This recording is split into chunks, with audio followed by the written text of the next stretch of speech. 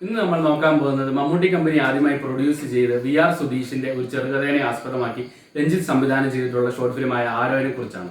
തനിച്ച് ജീവിക്കുന്ന ഒരു മധ്യവയസ്കനായ എഴുത്തുകാരനെ കാണിച്ചുകൊണ്ടാണ് ഷോർട്ട് ഫിലിം തുടങ്ങുന്നത്. അയാളുടെ വീടും പരിസരവും എല്ലാം കാണുമ്പോൾ ചിട്ടയില്ലാത്തൊരു ജീവിതശൈലി പിന്തുടരുന്ന ആളാണെന്ന് നമുക്ക് മനസ്സിലാവുന്നുണ്ട്. അങ്ങനെ ഒരാളുടെ ജീവിതത്തിലേക്ക് ഒരു ദിവസം ഒരു അപരിചിതയുടെ കോള് വരുന്നു. തുടർന്ന് നടക്കുന്ന സംഭവമാണ് ഈ ഷോർട്ട് ഫിലിം കാണിക്കുന്നത്. ഈ ഷോർട്ട് ഫിലിമിന്റെ കാസ്റ്റിലേക്ക് വന്നു കഴിഞ്ഞാൽ പ്രധാനമായും 3 ആക്ടേഴ്സാണ് ഉള്ളത്: ശ്യാമപ്രസാദ്, മഞ്ജു വാര്യർ, അസീസ്. പെർഫോമൻസ് നോക്കുകയാണെങ്കിൽ എല്ലാവരും ഒരു ഓക്കെ പെർഫോമൻസ് ആണ് ഇതിൽ ചെയ്തിരിക്കുന്നത്. പ്രത്യേകിച്ച് എടുത്തു പറയാനായിട്ടൊന്നും ഇല്ലായിരുന്നു.